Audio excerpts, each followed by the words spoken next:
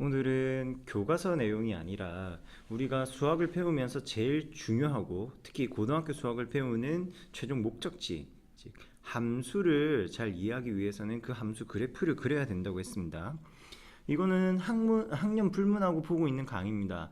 1학년 때도 한번 보시고요. 2학기 때도 보시고요. 2학년 때도 보고요. 문과, 이과 불문하고 계속 봐주도록 하세요. 함수의 그래프를 그리는데 손으로 그리는 데는 분명 한계가 있습니다. 그때 손쉽게 그래프를 확인하고 또 컴퓨터와 프로그램들을 통해서 방정식이라든지 함수, 부등식, 뭐 기타 여러 연산들을 할 수 있는 방법들이 있습니다. 내가 직접 손으로 푸는 것도 중요하지만 때로는 막혔을 때 또는 참고용으로 살펴볼 필요가 있는 경우 이렇게 소개해주는 사이트들을 이용을 해서 내용을 확인하시면 되겠습니다. 첫 번째 사이트는 desmos.com입니다. 검색창에서 데스모스 적어주세요. 그러면 이렇게 여러 군데가 나옵니다. 거기에서 한번 검색해 보니까 영어로 되어 있지만 너무 부담 갖지 마시고요. 어차피 한글로 되어 있어도 수식 입력에는 여러분들이 큰 부담을 가지고 있을 거예요.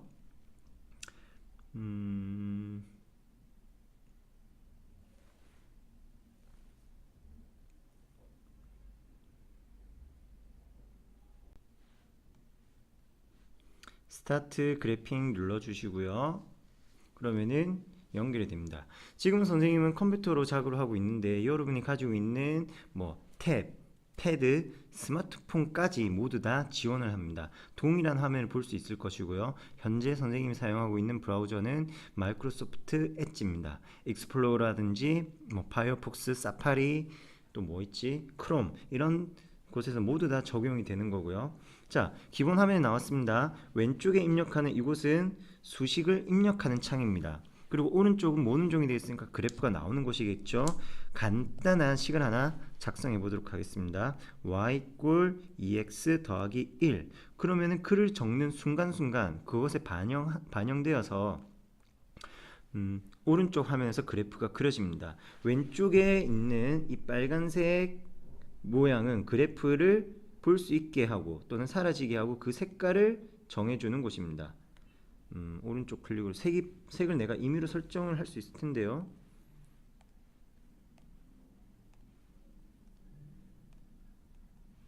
네, 뭐 그것까지는.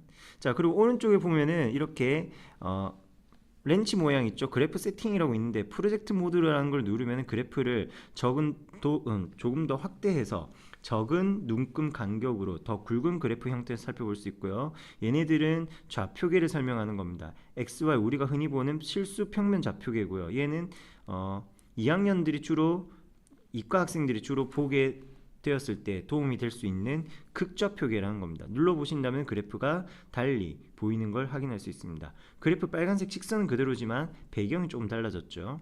그리고 이 엑시스 넘버라는 것은 축의 숫자를 적겠느냐, 마이너 가이드라인이라는 것은 0과 5 사이에 1, 2, 3, 4, 5 이런 값들을 나타낼 것이냐 말 것이냐, 에로우라는 것은 축의 방향을 요렇게 축의 각 방향들을 보일 것이냐, 이런 부분들을 설정해 주시는 거고요. 에로우는 요 두 번째 게 조금 더 익숙하죠.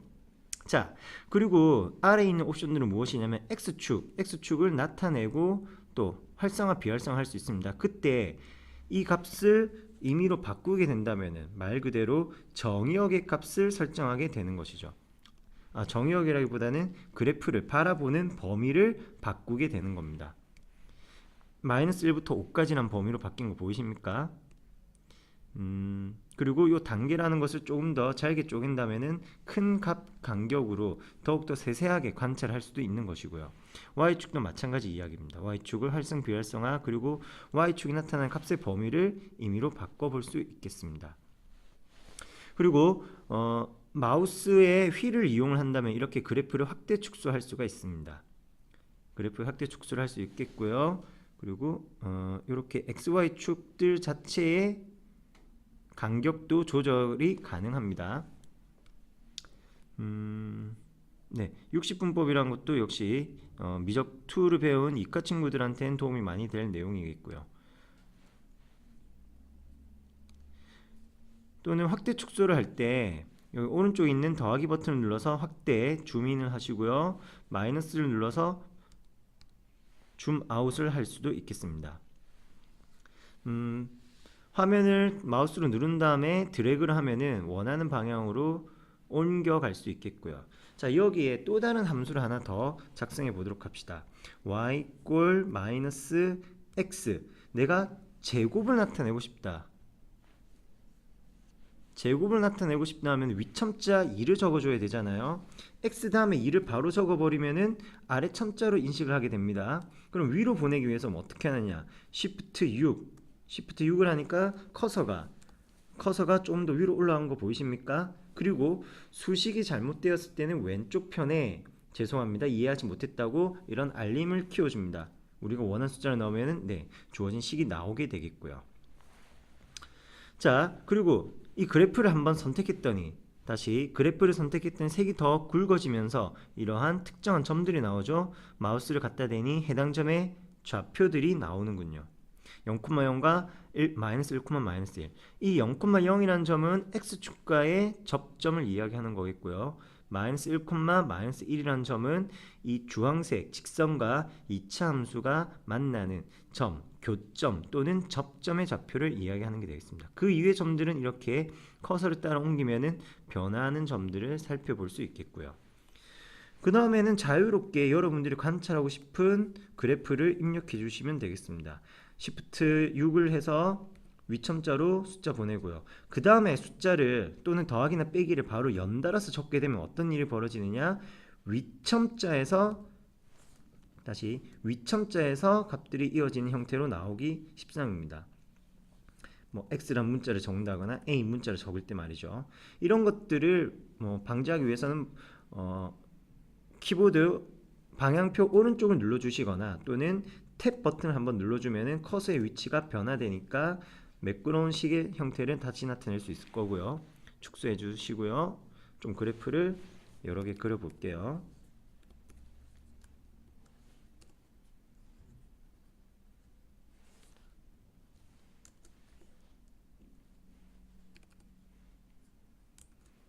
그리고 분수의 값을 나타내고 싶다라고 하시는 경우 분자의 값을 먼저 적어주세요. 선생님은 2분의 1을 써보겠습니다. 1을 먼저 적고요. 그리고 분모의 값을 적기 위해서는 어떻게 하느냐? 물음표 아래 보면은 사선이 하나 있습니다. 그 사선을 눌러주시면은 이렇게 분수 형태가 되면서 분모의 값 넣으면 되겠습니다. 자, 유리함수도 한번 적어보도록 하죠. 유리함수는 x분의 1 또는 1 나누기 x 이렇게 나타나겠고요. 각 그래프 색깔별로 구분되는 거 확인할 수 있습니까? 그리고 색깔 있는 부분을 눌러서 지우면은 그래프 상에서도 사라지는 거 확인할 수 있겠고요. 또는 수식 입력창 오른쪽에 있는 X표를 눌렀을 경우에 식이 완전히 사라지게 됩니다. 왼쪽 아래편에 있는 키보드 활성화를 눌러주시면은 수식 입력하는데 조금 더 도움을 받을 수 있습니다. 자, 그러면은 여기서 보니까 우리가 아직 언급하지 못했고 그리고 문제를 풀 때 종종 쓰게 되는 그런 식들이 기호가 보이게 되네요. 자, 이거는 절대값 A를 뜻하는 겁니다. 한번 누르니까 이렇게 왼쪽 절대값이 진하게 나왔죠. 오른쪽 절대값은 연하게 나와 있습니다. x-1이라고 입력하고 엔터를 치면은 보라색 모양으로 해당 그래프가 그려짐을 확인할 수 있겠습니다. 루트의 값을 입력할 때도 마찬가지입니다. 루트 기호를 먼저 눌러주시고요. 안에 해당되는 식을 적으면 되겠습니다. 이렇게 적어볼게요. 1-x의 제곱이다. 그러면은 이게 어떤 의미냐면은 그래프를 보면 알겠지만 다른 것들 한번 지워볼게요. 어떤 것만 남았냐면은 얘는 반원을 나타내고 있는 그래프입니다. 무리함수의 그래프이긴 하지만 1학년 때는 잘 다루지는 않는 형태예요. 앞에 있는 1이라는 값을 수정할 수도 있고요. 마우스로 눌러서 값을 수정해 주세요. 그러면은 반지름 길이의 변화가 있겠네요. 자, 이렇게 무리함수 근호 안에서도 열심히 식을 적고 있었습니다. 뒤에 또 다른 값을 적고 싶다라고 하는 경우 역시 마우스 커서를 부지런히 움직여서 -1 해주셔도 되겠고요. 또는 안에서 역시 탭 버튼을 눌러서 -1을 해줄 수도 있겠습니다. 그러면 그래프가 참고되어서 나오게 되겠고요. 자, 지금은 입력창을 좀 더 연습하고 있는 중이죠. 부등식 기호도 나타낼 수 있고요. a제곱이라 되어 있는 건 무슨 이야기냐면 x를 누른 다음에 a제곱을 누르게 되면은 바로 x제곱의 그래프가 그려집니다. 백스페이스와 같은 역할 지운 버튼이 있고요. 얘네는 왼쪽 오른쪽 화살표를 담당하는 겁니다. 자, 그러면 A의 B제곱이라는 건 무엇을 이야기하는 것이냐? 숫자든 문자든 상관없습니다.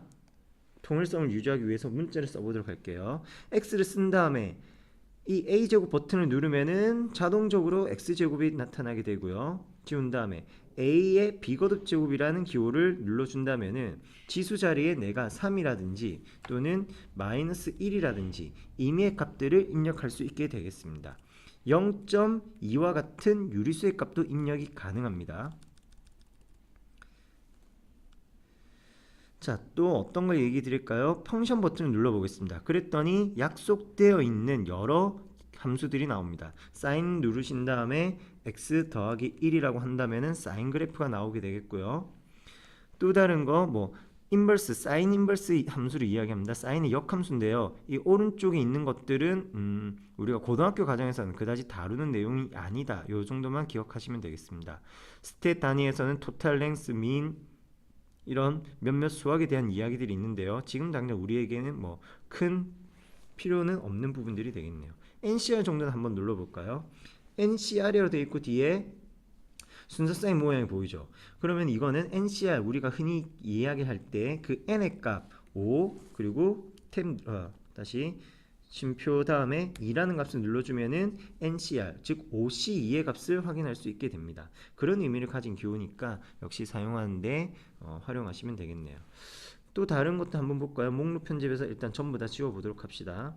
항목 추가가 있습니다. 수식이라는 게 있는데요. 수식 창을 하나 더 넣는 기능을 하는군요. 노트는 뭘까요? 메모를 한답니다. 수학이 참 재미 점점점. 그 다음에 말은 우리가 한번 직접 갖고 나가 보도록 합시다. 이렇게 노트 표시가 되어 있다 보니까 그래프로는 나오지는 않네요. 그리고 표라는 것도 있는데 이 표는 뭐라면은 해당되는 값들을 하나씩 적는 겁니다. x가 1일 때 y의 값을 0.2로 한다. 그러면 해당되는 점이 평면에 그려지죠. x가 2일 때 y의 값은 0.4가 된다. x의 값이 5일 때 y의 값은 마이너스 1이다. 이런 식으로 데이터들을 입력해서 상관관계까지도 파악할 수가 있겠습니다. 위에 올라가 있죠. 자, 또 다른 거 한 번 더 봅시다. 폴더와 이미지가 있다네요. 폴더에서는 뭐 모르겠습니다. 요건 우리가 뭐 그다지 쓸 일 없을 것 같네요. 이미지 넣는 게 뭐 필요할까요? 예, 그냥 이런 식으로 이미지도 추가가 가능하답니다. 이거 말고 여러분께 하나 더 보여드리고 싶었던 게 있었는데 여기 있군요. 그래프 열기. 자, 사이트 측에서 기본적으로 제시하는 예제 그래프입니다. 새 빈 그래프를 만든다면 새로운 판이 하나 만들어진다. 이렇게 보시면 되고요. 다시 위에 옵션 버튼 눌러서 라인, 슬로프, 인터셉트 폼 그냥 일차함수 얘기하는 겁니다. 이런 그래프를 열자입니다. 그러면 모양 나오고요. 여기서 하나 또 유심히 봐주시면 좋은 게 지금 주어진 수식에 m과 b라는 문자가 들어가 있습니다. 이 m과 b라는 문자를 타이핑하게 되면 자동적으로 슬라이드 추가 여부를 묻게 되어 있습니다. 그러면 그 문자의 값이 변함에 따라서 그래프의 변화도 우리가 직접적으로 관찰할 수가 있고요. 왼편에 재생 버튼이 보이시죠? 누르면 무슨 일이 벌어지느냐? 값이 자동적으로 변하고 거기에 따라서 그래프의 변화를 우리가 관찰할 수 있습니다. B라는 것도 Y 절편을 의미하는 거죠. 얘도 같이 변화시켜 봅시다. 그랬더니 그래프가 변화하는 모습을 관찰할 수 있겠죠. 자, 이런 거 할 때 이제 각자 가지고 있는 컴퓨터라든지 탭, 패드 뭐 이런 성능 차이도 확인할 수 있겠습니다. 속도 변화도 조절 가능하고요. 이런 거는 뭐 재미삼아 할 수도 있겠지만 그래프의 특징 파악하는 데 있어서 굉장히 좋은 부분이라 생각합니다. 다른 녀석도 한번 더 보도록 하죠. 자, 그렇죠. 부등식 얘기를 선생님이 안 했었네요. 자, 이렇게 부등호를 넣어주면 부등식 형태로 나오기도 합니다. 네, 마찬가지 A 값을 조정해서 그래프의 변화를 가져올 수도 있고요. A만 최고차의 개수, 이차항의 개수가 달라지니까 그래프의 변화 여부 볼 수가 있겠네요. B의 값이 달라짐에 따라서 그래프가 또 바뀌는 거. 1차 함수에서도 B라는 문자가 있다 보니까 2차 함수 보물선과 1차 함수 직선이 동시에 움직이는 형태의 모양이 나타나고 있습니다. 이런 식으로 왼쪽에서도 재미난 그래프들 찾아보시면 되겠고요. 뭐 하나 재밌는 거 있는 걸로 알았는데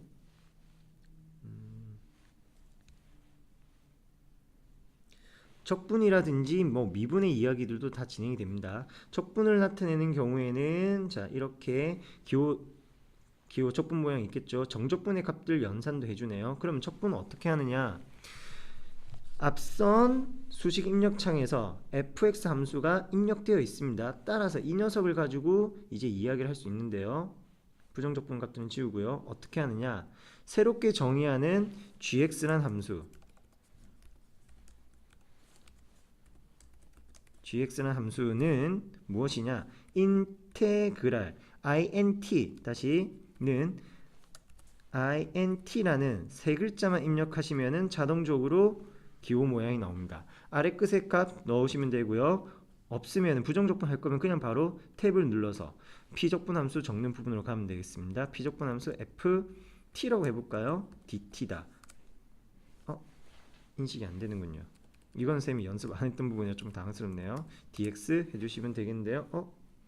뭐가 옵션이죠? 죄송하지만 이해를 못했다네요. 저도 뭐가 잘못됐는지 이해를 못했습니다. 다시 적분과 관련된 부분 보도록 하죠. 부정적분의 이야기 있을 텐데요. 자, 일단 미분의 이야기를 하면은 적분과 미분에 관련된 거는 다른 사이트에서 하나 더 확인해 보도록 하겠습니다. 자, 대략적으로 이렇게 입력이 되고요. 뭐 리미트 언더바를 쳐야 될 경우에는 Shift 숫자 0 옆에 있는 버튼을 눌러주시면 되겠습니다. 그럼 커서가 아래로 내려간 거 보실 수 있을 거예요. 뭐 sum 하면은 시그마 모양이 나오죠. n이 1부터 탭 눌러서 위로 10까지 어떤 n의 제곱, 그러면은 해당되는 값을 구할 수도 있고요. 간단한 계산기 그래프를 확인하는 것으로 사용해 주시면 되겠습니다. 보다 자세한 수식 입력 방법과 그리고 관련된 기호들은 선생님이 아래 그림 파일로 첨부해 줄 테니까 확인해 주시고요. 사용을 하면서 모르는 부분이 있으면은 그때그때 질문해서 원하는 그래프 참고 확인할 수 있도록 하면 좋겠네요. 이런 것들도 뭐 여러분들 수학 수행평가에 활용하면은 좋은 반응 얻을 수 있지 않을까 싶네요. 자, 다른 사이트는 또 다시 녹화를 해서 올리도록 하겠습니다.